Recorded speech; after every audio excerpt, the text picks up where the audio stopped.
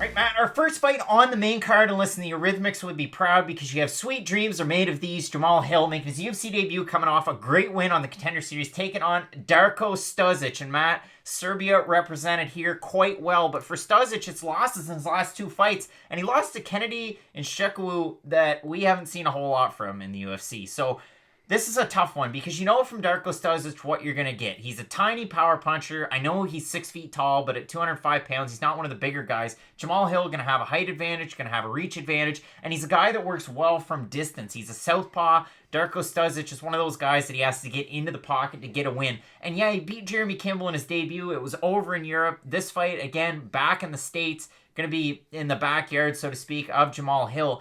This is a really tough one, and we've seen it from Jamahal. He's undefeated at 6-0. We saw his fight against Popek Monster. No, that's not actually Popek Monster, but he beat a guy, Popek, over on Contender Series this past summer. Do you think it's almost too early for a guy like Jamahal to even be in the UFC? Was this? No, I know. This is a setup fight. Contender Series, they signed a lot of people this summer, and you have to give these people fights.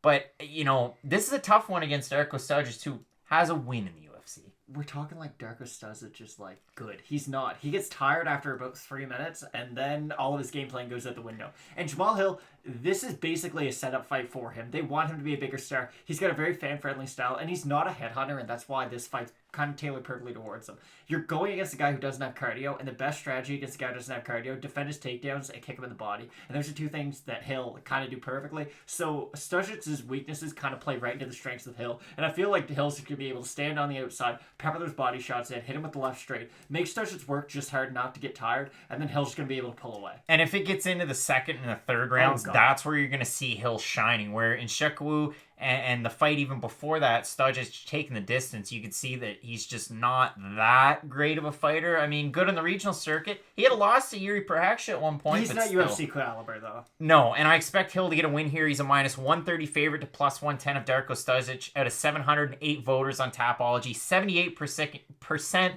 picking Jamahal, and out of those, 64% saying he's going to win by knockout. By stoppage, yeah. I think Jamahal is going to win here as well, and going as far as saying a stoppage, I agree with you there. Matt, we're really looking forward to this fight. It's an interesting one at 205 pounds. Always good to see new fighters in the division, and hopefully there's bigger and better things for a Jamahal, who we're both picking here. But you're not going to want to miss our Fight Night Picks predictions for UFC Raleigh, the main card, and the prelims here on YouTube with Fight Night Picks. Let's get into it.